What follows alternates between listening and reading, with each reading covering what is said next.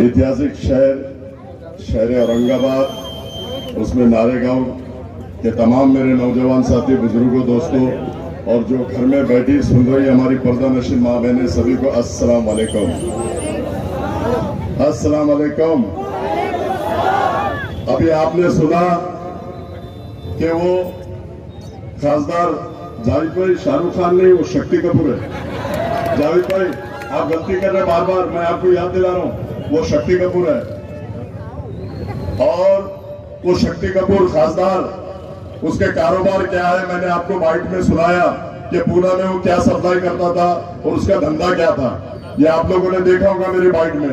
उसका धंधा सप्लाई करने का था, इस टाइप का वो इंसान था। और अगर वो औरंगजेब रहमतुल्लाह अलैह को नहीं मानता है, वो अफजल खान को गद्दार बोलता है, शिवाजी से गद्दारी कर रहा है, शिवाजी को मारने के लिए अफजल खान आया है।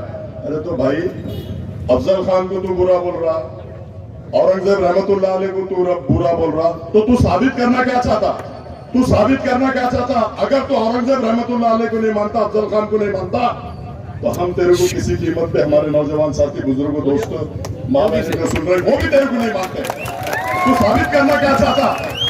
अरे तू आदर्श घोटाला, लोगों की दिशा भूल कर रहा है कि आदर्श घोटाले में तेरे को वोट मिलने वाले हैं। हाँ, अगर तेरे को आदर्श घोटाले में वोट मिलने वाले रहते थे तब, जब तू उनके काम करता था, उनके पैसे दिलाता था, तब तेरे को वोट मिलते थे 500, 50,000, 60,000, 70,000 सपने में देख रहा हूँ, 200-500 मिलते थे। लेकिन उसने 538 लोगों पर 353 का गुना दाखिल करा दिया और अब उन लोगों को वकील 50,000, 60,000, 1 लाख रुपए देके 7 बारह देना पड़ेगा, घर की टैक्स पावती देना पड़ेगा। शक्ति कपूर का प्रॉपर्टी बहुत है, लेकिन मुसलमानों के लिए नहीं दिया उसने, तो आदर्श घोटाले वालों को क्या देगा? ये अफसर खान का जिगरा है, जिगरा। जामीन लेने के लिए, बेल देने के लिए जिगरा लगता है, जिगरा।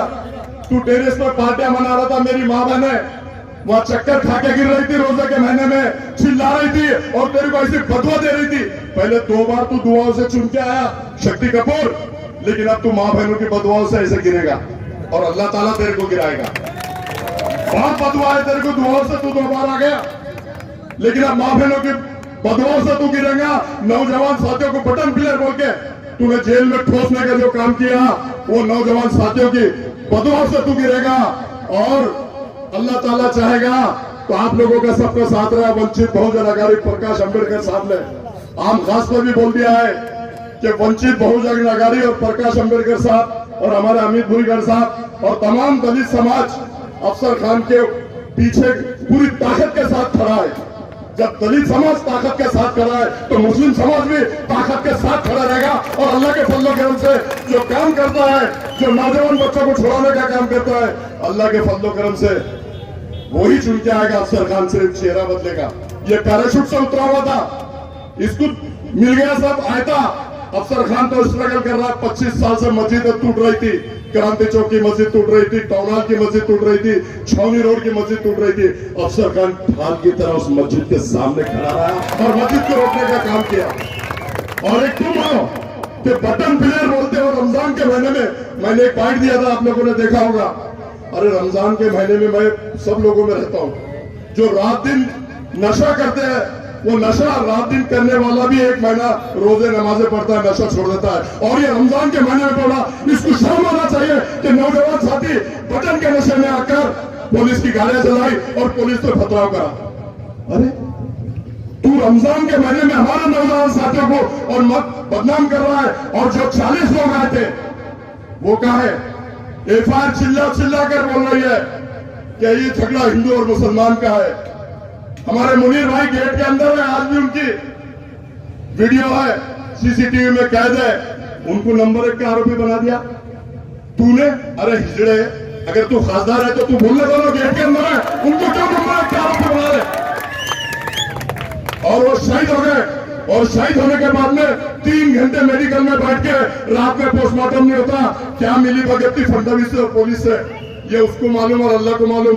उसने 3 घंटे बैठ के पोस्टमार्टम कराया और सवेरे सवेरे उन्होंने ले जाके कब्रिस्तान में उनको, और एक नौजवान बच्चा जो था वो भी गोली से मरा था और उसको भी एक्सीडेंट बताया गया।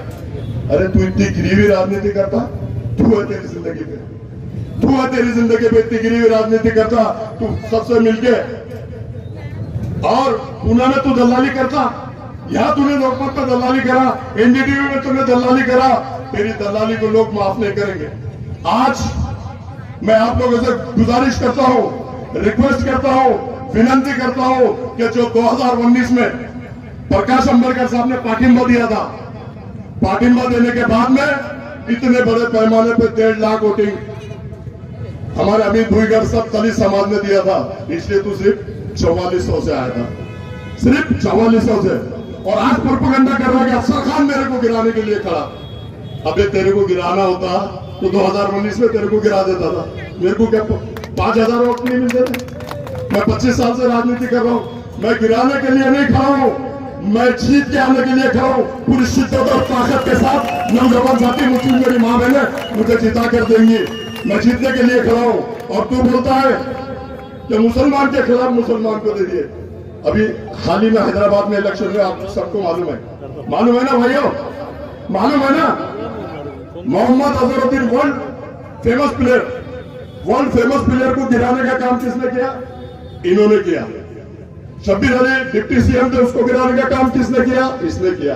4 मुसलमान वहां पर थे, 4 मुसलमानों को गिराने का काम इन्होंने किया। और राजा सिंह जो हमारे हुजूर के शान में गुस्ताखी करता है, उसके सामने उन्होंने कैंडिडेट नहीं दिया, और हमारे हुजूर की गुस्ताखी में शान में गुस्ताखी करता। और अफसर खान को अगर आप छीन के देते हैं तो राजा सिंह का जबड़ा चीर के उसके हल्के से जवाब निकालते कुत्तों को ठिकाने का काम करेंगे। और लोकसभा में आप चुनकर देते हैं तो लोकसभा में अमित शाह और मोदी उनकी आंखों में आंखें डाल के, जैसा यहाँ शेरवाल बीजेपी के आंखों में आंखें डाल के टंटे की चोट पे अपने काम करवा के लेता है, कौम मिल्लत की बात करता है। और आपने अगर चुनकर दिया तो मैं अमित शाह और मोदी आज वो बोलते हैं कि एनआरसी लाएंगे, आज वो बोलते हैं कि हिंदू राष्ट्र बनाएंगे, आज वो बोलते हैं कि सामान्य नागरिक कायदा बनाएंगे। कसम खुदा की अगर आप लोगों ने चुन के दिया तो तीनों बिल उनके पास नहीं होने दूंगा, वो बिल को मैं रिजेक्ट करवा के रहूंगा। आप लोगों की ताकत हिम्मत होते, अफसर खान के पास हिम्मत होते, ताकत आप लोगों की चाहिए। आप लोगों की अगर ताकत आप लोग देंगे तो मैं लोकसभा में जाके मुस्लिम समाज पर जो जुल्म अन्याय अत्याचार हो रहे, दलित समाज पर जो जुल्म अन्याय अत्याचार हो रहे, ओबीसी समाज पर जो जुल्म अन्याय अत्याचार हो रहे, उसको रोकने का काम करूंगा। आप देख रहे होंगे मां बुलंद सिंह पे मारा जा रहा, टोपी के नाम पे मारा जा रहा, दाढ़ी के नाम पे मारा जा रहा, ट्रेन के अंदर मारा जा रहा। और यहां तक कि अब उनकी हिम्मत देखो कि जो भाई हमारा सजदे में जा रहा है उसको भी लाते मारे जा रही है। तो अफसर खान ने उस पर भी डंडे के चोट पे बांध देके उसको 3 घंटे में सस्पेंड कराने का काम करा। ये क्या करता? घर में बैठता रोटियां बेलता, क्या रोटियां बेलता। और नारेगांव में जितने भी काम बाकी है, हमारे अफसर भाई से मेरी बात हुई, इन्होंने अनेक बार मोर्चे निकाले। अल्लाह के फजलो करम से अगर मैं चुन के आता हूं और आप लोग चुन कर देते हैं तो 1 साल के अंदर नारेगांव का पूरा चेहरा मोहरा बदल दूंगा। मैं विकास पुरुष के नाम से जाना चाहता है, इतना विकास यहाँ करूंगा कि अल्लाह के फजलो करम से आप देखना। एक मौका दो उनको, 2 मौके दिए आपने। उनका नेता आता है, अल्लाह का वास्ता, रसूल का वास्ता, मैं झोली पसारता हूँ, मेरी झोली भर दो। तो भाइयों मैं भी पसारता हूँ, मेरी भी एक बार भर दो। और फिर देखो हिंदुस्तान में तहरीका कैसा मचाता हूँ। जैसे कारपोरेशन कर जाता हूँ, जैसे पुलिस स्टेशन कर जाता हूँ, वैसे ही लोकसभा कर जाऊंगा। एक शेर के साथ में अपनी जगह लेता हूँ। मेरा 13 तारीख को आप लोग सवेरे फजर की नमाज पढ़ो और बिस्मिल्लाह बोल के 13 तारीख को गैस सिलेंडर के 4थे नंबर के बटन को दबाकर इतने बटन दबाओ कि लोकसभा में जाके मैं हिंदू राष्ट्र बनने ना दूं। ऐसे बटन दबाओ, मैं एनआरसी आने ना दूं। ऐसे जोर से बटन दबाओ, वो बटन को पूरा काला कर दो मेरे भाई, इतनी जोर से बजाओ। और ये मैं अपने लिए नहीं, आप लोगों के लिए, दलित समाज के लिए लड़ना चाहता हूं। हमको मिटा सके वो जमाने में दम नहीं, हमको मिटा सके वो जमाने में दम नहीं। ये जमाना खुद हमसे, मोदी, अमित शाह, राजा सिंह, हम जमाने से नहीं बेटे, हम जमाने से नहीं। हयात लेके चलो, कायनात लेके चलो, हयात लेके चलो, कायनात लेके चलो। चलो तो जय भीम और मुसलमानों को साथ लेके चलो प्रकाश अम्बेडकर साहब। अल्लाह हाफिज, खुदा हाफिज, जय भीम, जय अस्सलाम वालेकुम। अस्सलाम वालेकुम। अजीज तरीन साथियों, मस्जिद के सामने खड़े हैं तो मस्जिद के जैसा ईमान भी अपने अंदर पैदा होना जरूरी है। इसलिए थोड़ी अल्लाह की किबरियाई हो जाए। और मैं देखता हूं कि नारेगांव के मुसलमान अल्लाह की किबरियाई कितनी ताकत से जो है इसका मुजाहरा करते हैं। तो नारे तकबीर। शुक्रिया। अजीज तरीन साथियों, अभी अमित भुईगढ़ साहब को आप सुन रहे थे। अमित भुईगढ़ साहब ने ये पिछले 19 के इलेक्शन से अभी 24 का जो इलेक्शन आ रहा है, पूरी सच्चाई आपके सामने रख दी। अब ये सच्चाई को लेके आपको गौर फिक्र करना है कि आने वाले वक्त में ये जो 24 को 13 तारीख का इलेक्शन होने वाला है, उसमें हम कैसा जाएंगे। आप लोगों को मालूम हुआ ये अच्छी तरीके से कि हमारे पास औरंगाबाद पार्लियामेंट्री हल्के के अंदर हम 21% वोट रखते हैं। यानी जो मुसलमान है वो मुसलमान 21% वोट रखते हैं। उसके साथ ही इम्तियाज जलील साहब जब चुन के गए थे तो उनको वंचित बहुजन अघाड़ी का सपोर्ट था। और वंचित बहुजन अघाड़ी का वो जो वोट था, SC ST वो जो वोट था, वो 17% वोट था। तो 21 और 17 ये मिला के मैं समझता हूं कि 38% वोट हमारा होता है। और 38% वोट में हम आराम से अल्हम्दुलिल्लाह चुन के आ जाते हैं, क्योंकि हमारे फिरका परस्त जो लोग हैं उनका मामला जो है इस वक्त जो है तितर बितर हुआ है। अगर ये समीकरण अगर होता है तो ये समीकरण में हमारी सीट हम आराम से निकाल सकते हैं। ये 19 में हमने देखा है। और आज भले ही शक्ल बदल गई होंगी, पार्टी बदल गई होंगी, अभी किरदार भी बदल गया होगा, लेकिन अगर मुस्लिम क़यादत को आप जिंदा रखना चाहते हैं इस शहर में, तो आपको किरदार की तब्दीली को कबूल करना पड़ेगा। और वो किरदार की तब्दीली अफसर खान की शक्ल में तब्दील हो सकती है, इसमें कोई शक नहीं है। और अफसर खान का इंतखाब अंबेडकर साहब ने इसलिए किया है कि अफसर खान जो है 24 घंटे अवाम के बीच में रहने वाली शख्सियत है। अजीज तरीन साथियों, जिन साहब को हमने इंतखाब किया, लीडर बनाया और जो है कायद बनाया, बड़ी बड़ी महफिलों में बैठने के काबिल बनाया, और जब वक्त आया तो वंचित बहुजन अघाड़ी के पीठ में खंजर घोंपने का काम ही इन साहब ने अदा किया। जिन मुसलमानों ने उनको वोट दिया, जिन मुसलमानों ने सर पे नाचा लेके, जिन मुसलमानों ने खाने काबा का गिलाफ पकड़ के दुआएं की, जिन हमारी खवातीन ने घरों में आयतल कुर्सी के विरत किए, उन नौजवानों ने अपने अब रोजे रखे, कामयाबी के लिए आपके लिए इतनी जद्दोजहद की कि कुछ वेजापुर का वाकया याद होगा कि एक रिक्शे वाले ने अपना रिक्शा बेच के इस शख्स को जो है चुना के लाने का काम किया। लेकिन जब हमारे बुरे वक्त थे, हमारे बुरे वक्तों के अंदर हमारे साथ में कौन खड़ा रहना चाहिए? बहुत सिंपल सवाल है। अजीज तरीन साथियों, आप अपनी अकल पे जोर मार दी। आपके घर में आपका कोई फर्जंद, आपका कोई भाई, क्या आपका कोई बेटा गलत राह अभी इख्तियार कर रहा है, गलत शौक में पड़ गया है, गलत मामलात कर रहा है, तो आप उसको घर में बुला के डांटेंगे, उसको धमकाएंगे, उसको समझाएंगे, यही करेंगे ना आप लोग? क्या ऐलान करते फिरेंगे कि ये बटन वाला था, ये बटन वाला था, ये बटन वाला था, इसने ये जलाया था, उसने वो जलाया था, इसने ये कहा था, हम तेरा कॉम्बिंग ऑपरेशन कर डालेंगे। ये हमको डंडा लेके हमको सुधारने की कोशिश करेंगे। ये था।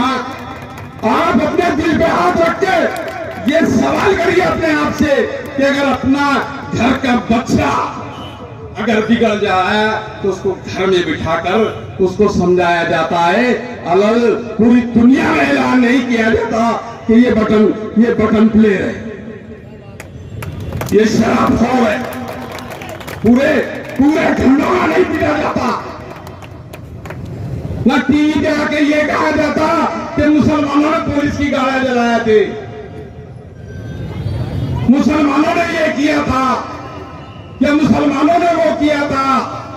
ये नहीं किया जाता मेरे दोस्तों, मेरे यारों, ये नहीं किया जाता। उनको समझाया जाता है, उनके साथ बैठा जाता है, उनकी जो है तशरीह की जाती है। ये तुम क्या कर रहे हो मेरे यारों, समझो ये वक्त तुम्हारा नहीं है, आराम से काम लो।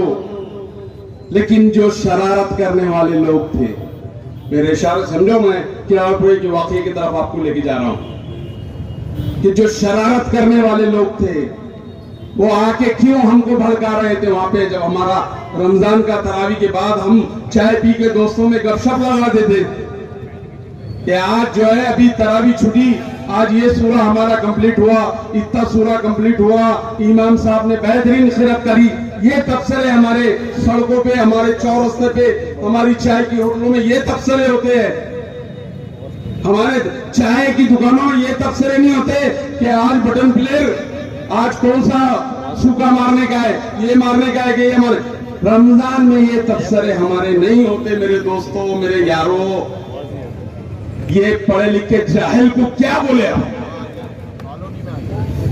ये पढ़े लिखे जाहिल को अब हम क्या बोले, क्या समझाए उसको कि ये रमजान में हम ये सब करते हैं, ये सब करते हैं हम रमजान में।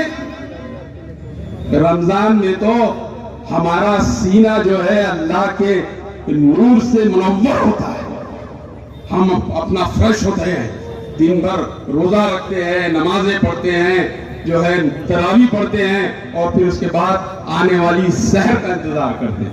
हम तो ये करते हैं। अरे किसने किया था ये? कौन आए थे वहां पर? क्यों नारे मार के हमारे को चिढ़ा रहे थे? क्यों हमको गुस्सा दिला रहे थे? क्या समझ रहे थे? अरे वो राम मंदिर जिसको मुसलमानों ने सदियों से जो है वहां पर अपनी खिदमत अंजाम दिए थे, क्या रमजान में हम फसाद कर रहे थे? हम फसाद कर रहे हैं। वो जो लोग आए थे कौन थे वो लोग? कौन थे वो लोग? और जब आए थे तो क्यों हमको बहका रहे थे? क्यों हमको जज्बात में? एक आदमी पे गुनाह दाखिल नहीं।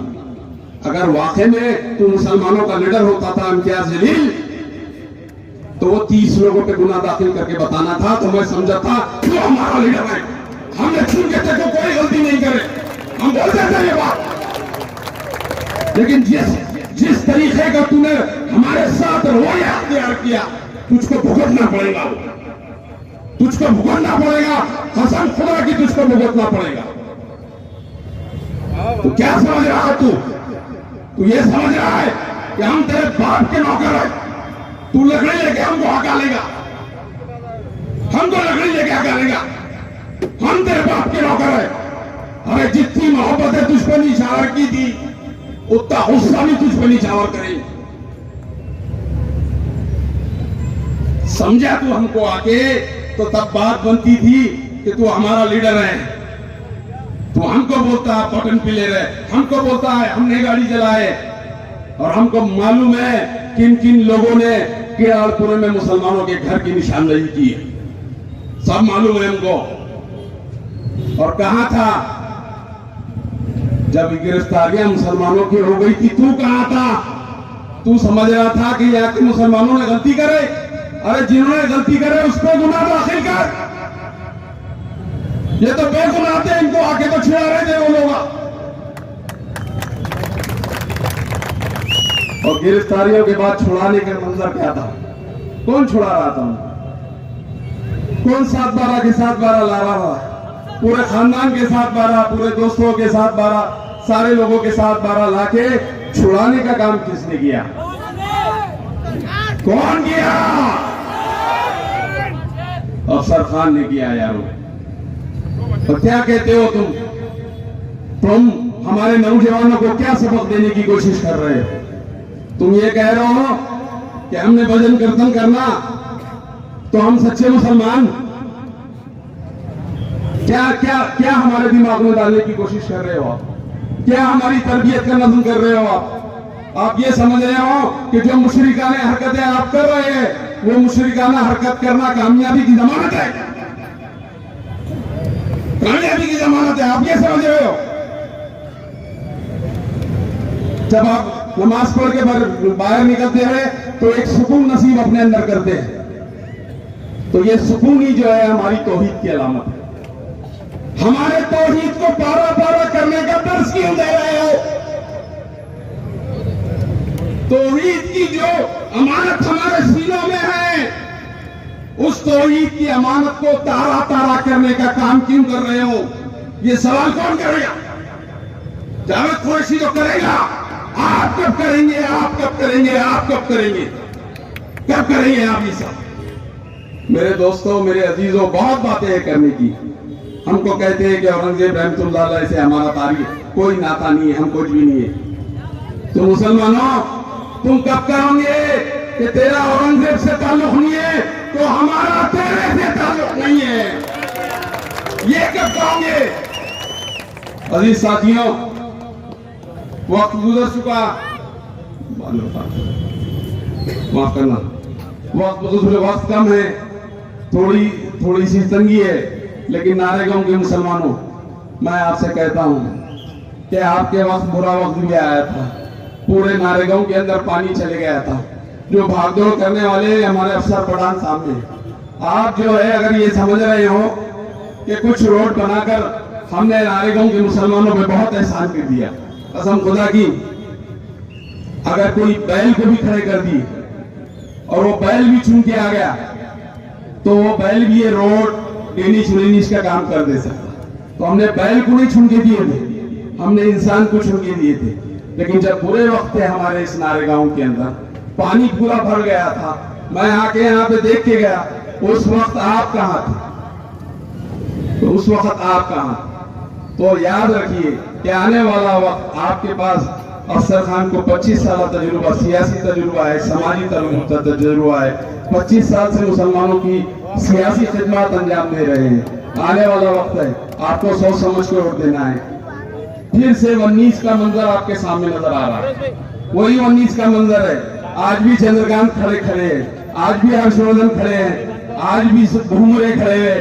ये मंजर को याद रखो आप, वही मंजर है। आज भी जो है किरदार बदल गया है, वो बंदा है और शाहरुख खान की जगह अफसर खान आ गए। और इस सही साथियों, ये चंद गुजारिश थी मेरी दिल की तड़प थी कि मैंने आप लोगों को वो बात कही कि वंचित बहुजन अघाड़ी का, अगर आप समझते हैं कि 19 में वंचित बहुजन अघाड़ी में हमारे पे एहसान करी थी, तो वो एहसान को अगर उतारने का टाइम है, आपकी क़यादत बनने वाली है, मुसलमानों की क़यादत बनने वाली है, किसी दूसरे की नहीं। उस क़यादत को, वंचित बहुजन अघाड़ी के एहसान को, प्रकाश अंबेडकर साहब के एहसान को अगर हम समझते हैं कि वो एहसान है, तो चुकाने का वक्त है। और चुकाने के लिए आपको कोई दलित उम्मीदवार नहीं दिया गया, कोई हिंदू उम्मीदवार नहीं दिया, आपको मुसलमान उम्मीदवार ही दिया गया। मैं बहुत इल्तिजा करता हूं आपसे, नारेगांव के मुसलमानों, आप लोग मेरे दिल के बहुत करीब है, मेरे दिल के बहुत करीब है। मेरी इल्तिजा है आपसे कि ये वक्त जाया ना हो जाओ। फिर वही वक्त है, फिर 19 का वक्त है, ये वक्त निकल जाएगा तो फिर हाथा पीटते रह जाएंगे। आप गौर करो इस बात पे, ये दलित, अंबेडकर और मुस्लिम समाज का जो इत्तेहाद है, ये इत्तेहाद एक बार फिर से दोहरा दो मुसलमानों, फिर से दोहरा दो। यकीन मानो, कामयाबी आपके करीब खड़ी है, कामयाबी आपके करीब खड़ी है। इस समीकरण को जो पिछले वक्त था उसको बढ़ा दो, इंशाअल्लाह कामयाबी हमारी होगी। बिस्मिल्लाहिर्रहमानिर्रहीम। शुरू करता हूँ अल्लाह का नाम लेकर जो बड़ा निहायत रहम वाला है, और अल्लाह हमारे साथ रहम करेगा। क्या बोलती पब्लिक?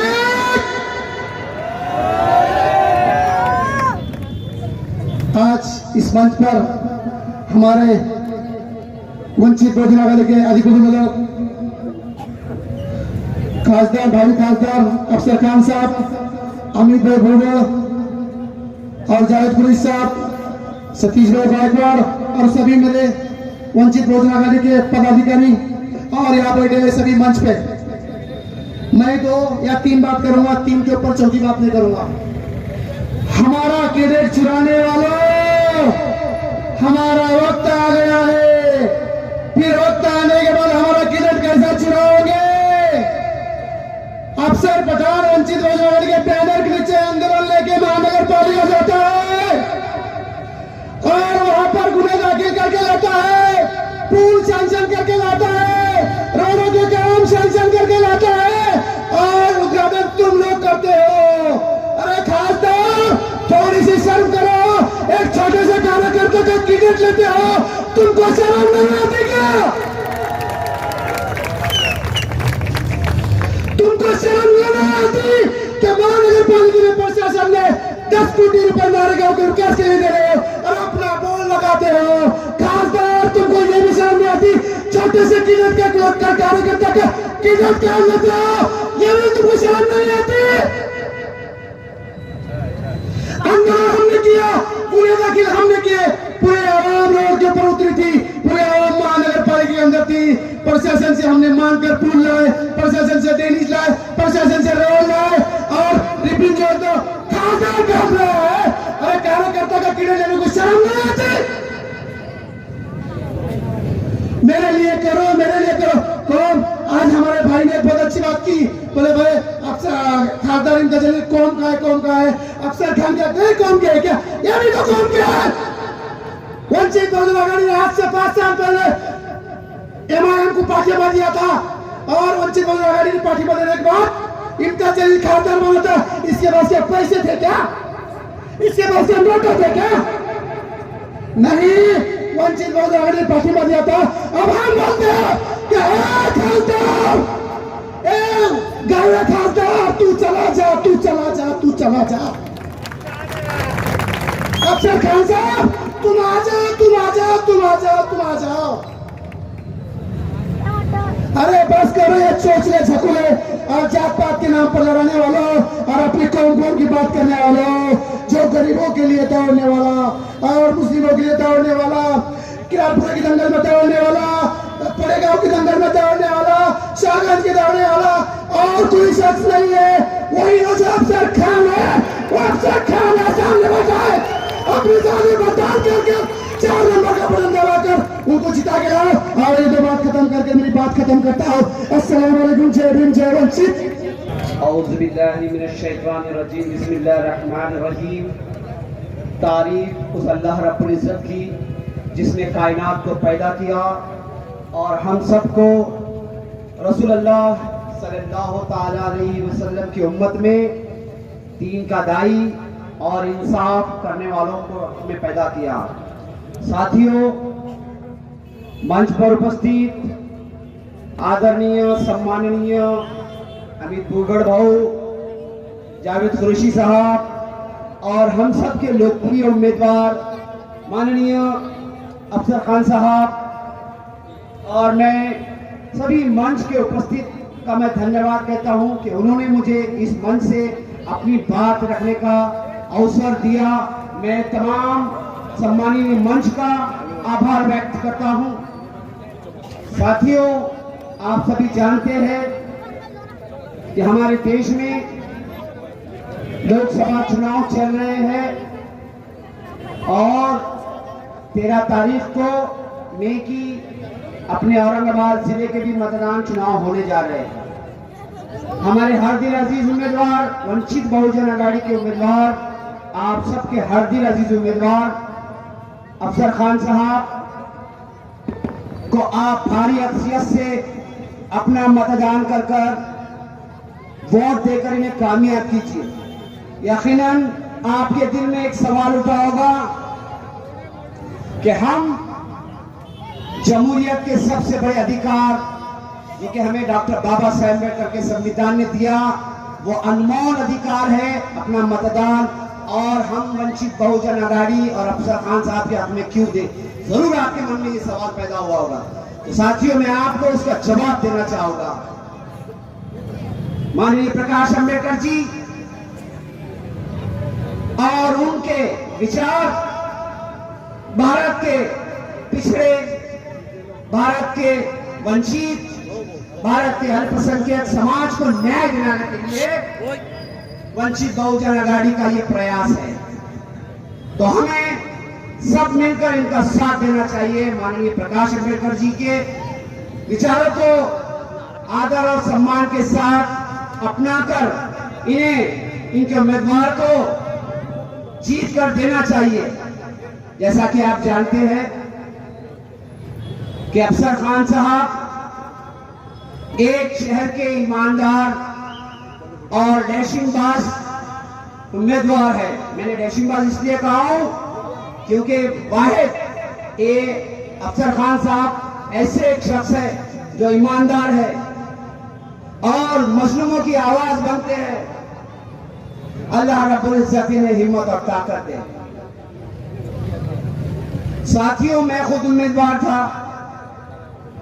मैंने अपना समर्थन वंचित बहुजन आघाड़ी के नेता अमित भुईगढ़, माननीय प्रकाश अम्बेडकर जी और अफसर खान साहब को उम्मीदवार को समर्थन किया।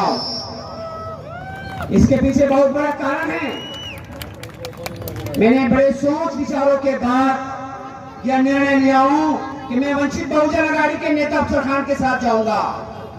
मैंने अपना उम्मीदवारी भरा था पूरी तरह से।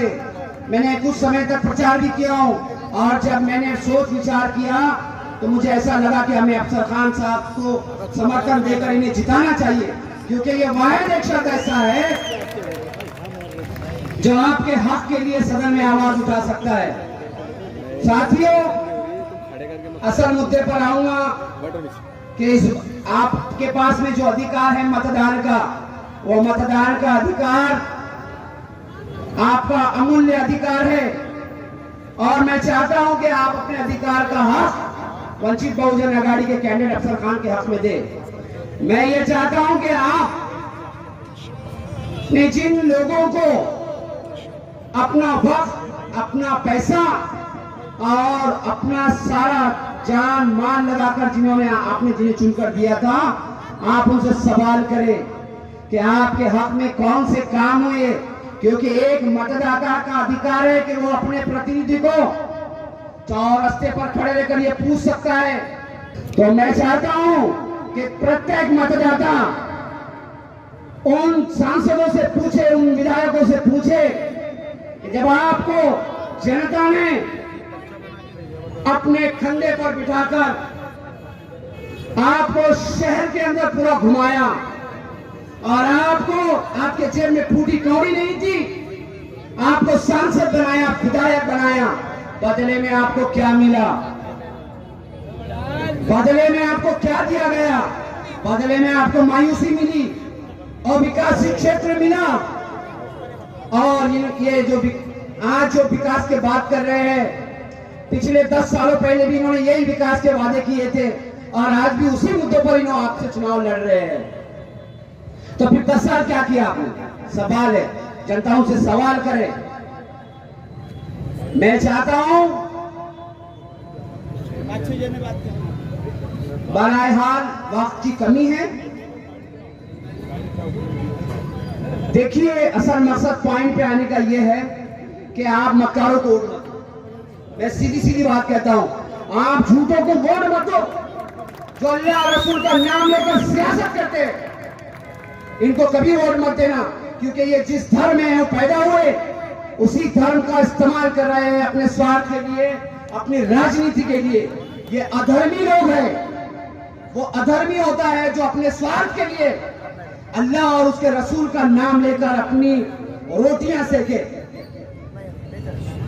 तो लिहाजा बराए हाल सोच विचार कर अपना मतदान करें।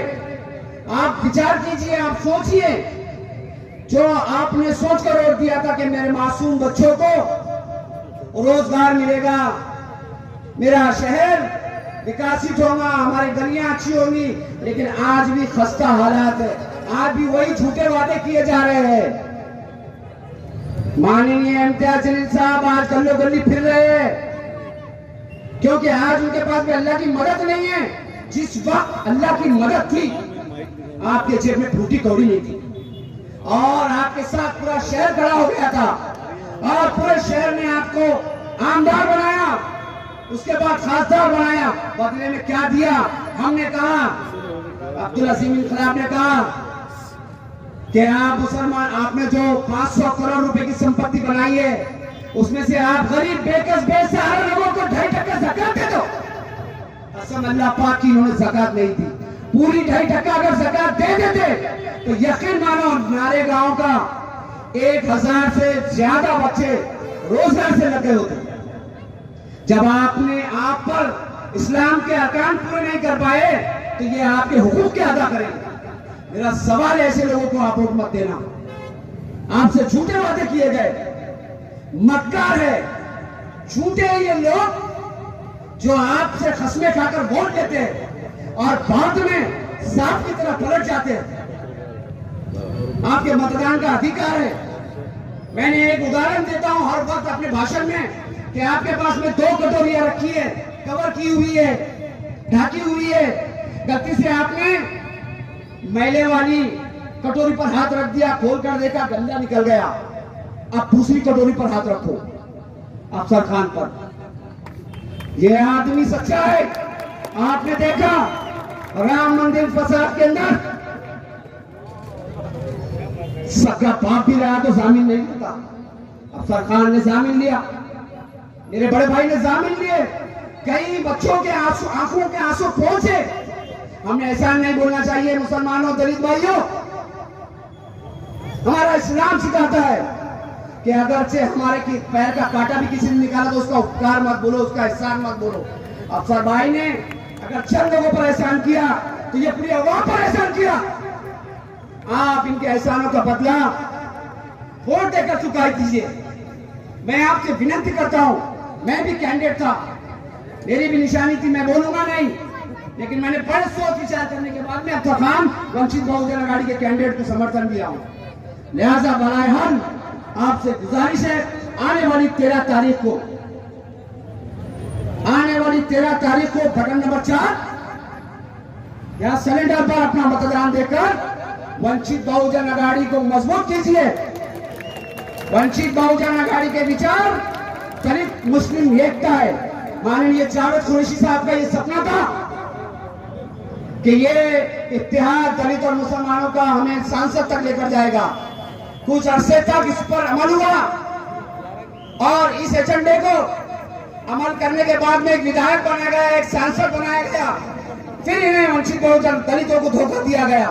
तो ये धोखेबाज लोग हैं, सबूत है ये। बराए हाल मैं आप तमाम से विदाई लेता हूं। अगले स्टेज पर फिर कभी बात करने का मौका मिलेगा। मैं आप तमाम का बहुत बहुत शुक्रगुजार हूं।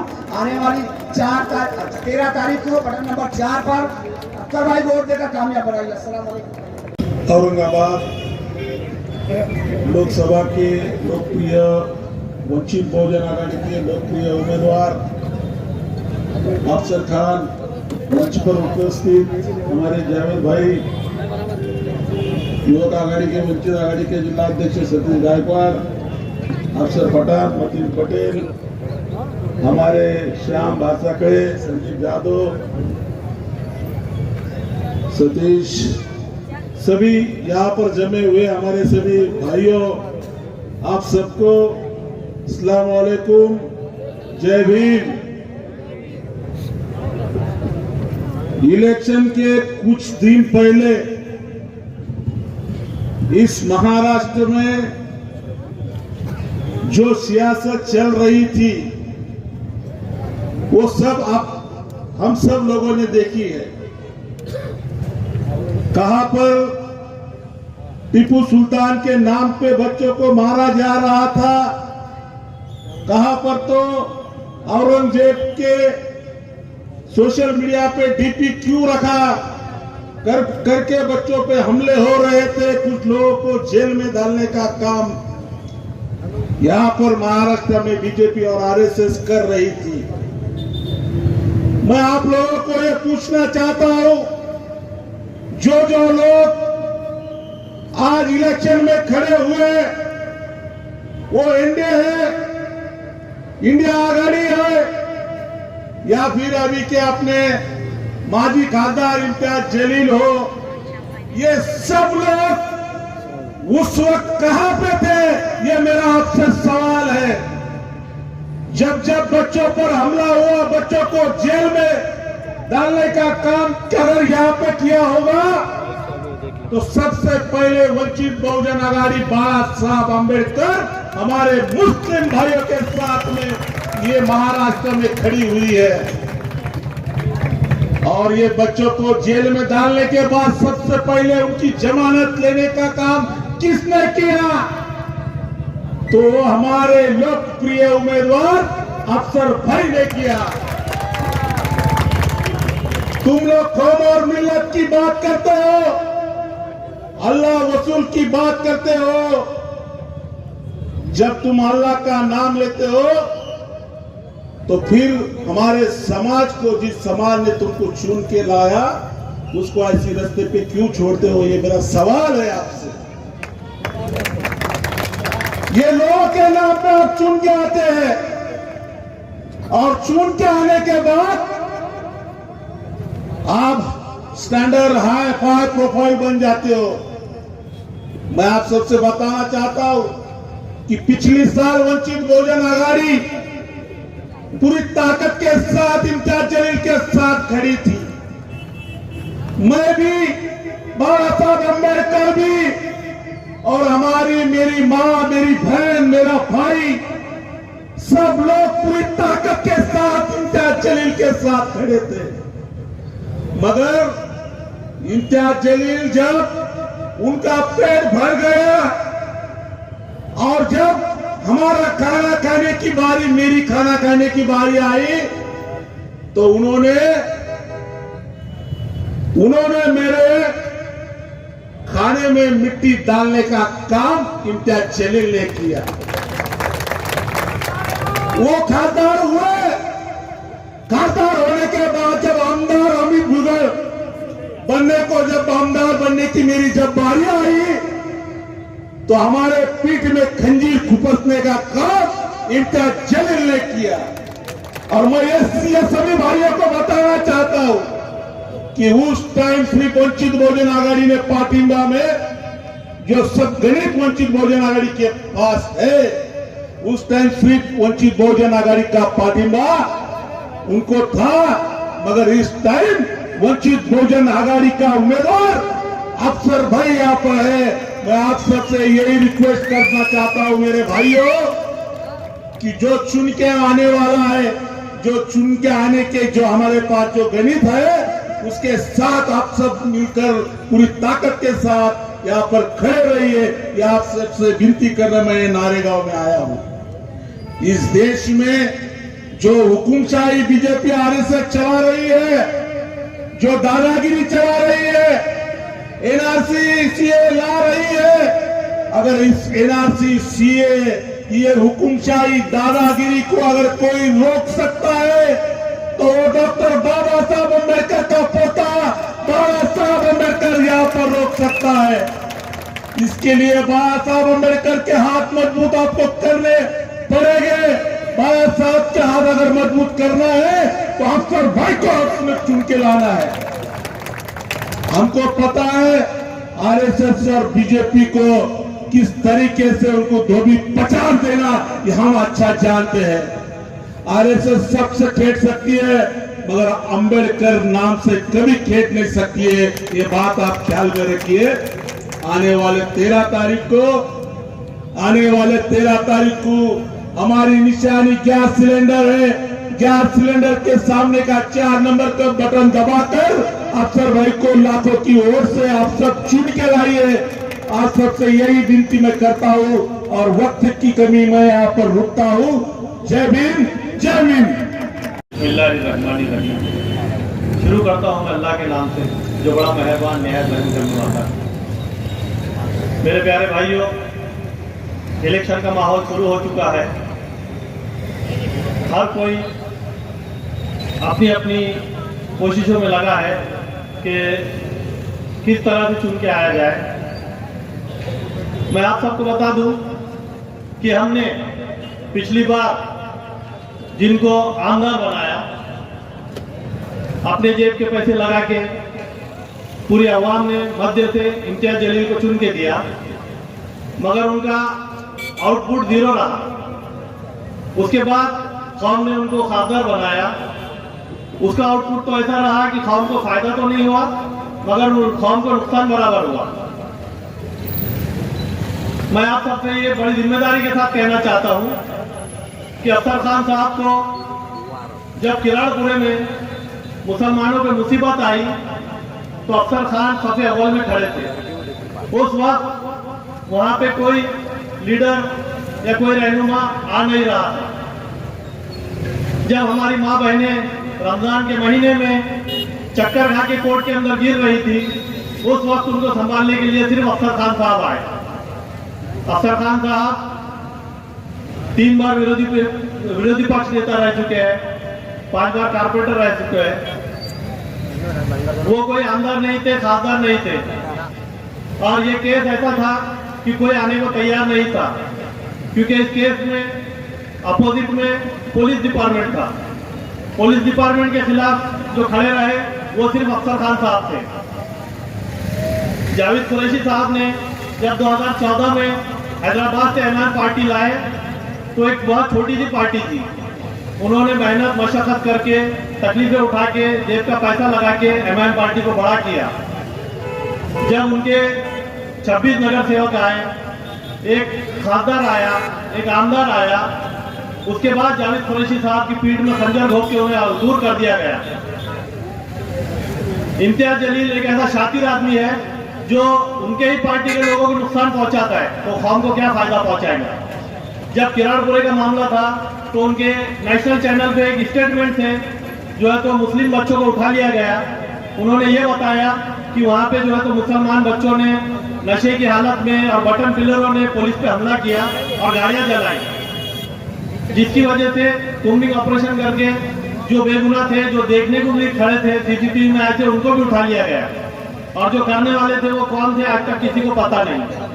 मगर उस वक्त अफसर खान साहब ने अपनी कमर कसी और जो है तो कोर्ट में दिन और रात खड़े रह के उन बच्चों को 1 महीने के अंदर बाहर लाया, जबकि बड़े बड़े वकील ये कह रहे थे कि 3 महीने से 6 महीने में बच्चे बाहर आएंगे।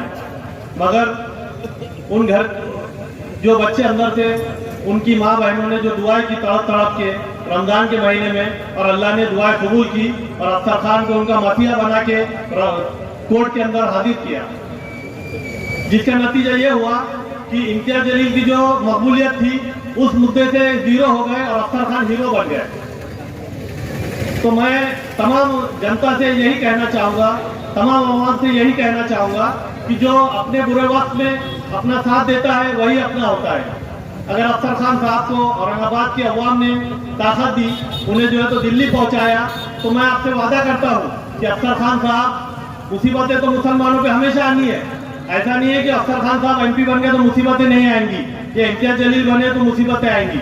मुसीबतें हमेशा आनी है। अपने को जो है तो ये जंग का मैदान है हमारे लिए।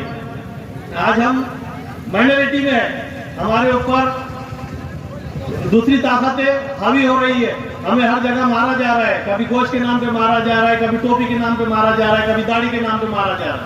मगर जब हम पे मुसीबत आती है, जब आफत आती है, तो हमारे लिए कोई रहनुमा नहीं है।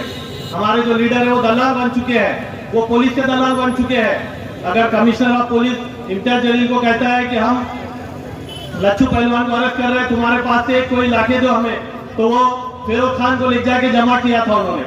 तो इसको लीडरी नहीं दलाली कहते मेरी नजर में। तो मैं आप सबसे यही कहता हूं कि लीडर वही जो अपने को मुसीबत में काम आए, लीडर वही जो अपने दुख सुख में खड़े रहे, लीडर वही जो हमें हर हाल में हमारी मदद करे।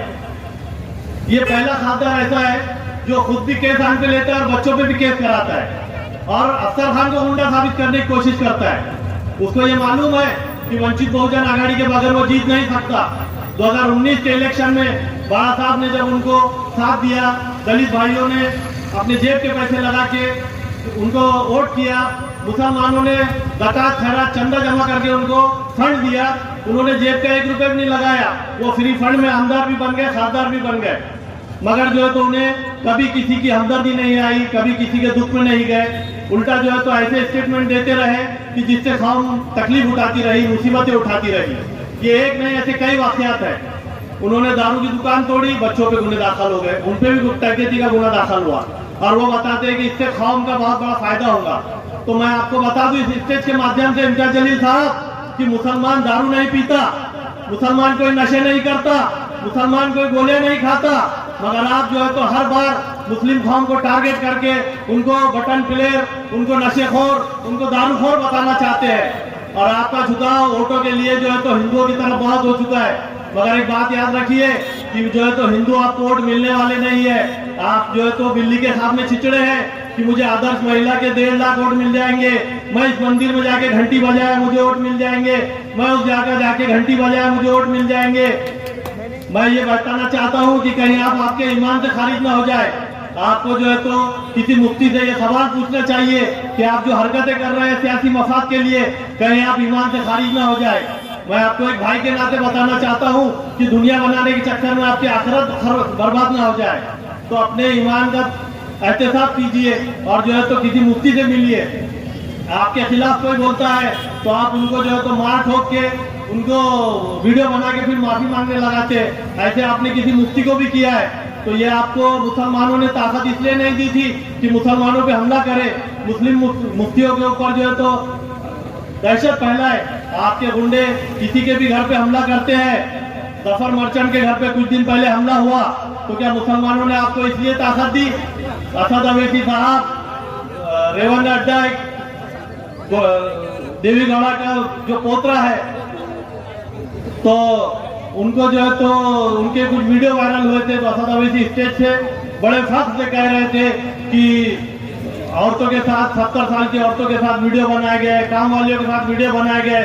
और जो है तो जो आपके नगर सेवकों ने 17-18 लेडीज के, अच्छे घर की लेडीज के जो उनको ब्लैकमेल करके वीडियो बनाए, उसके बारे में आपका क्या कहना है? वो भी कभी स्टेज से कहिए, कौन को भी पता चले कि आप जो है तो इंसाफ पसंद है।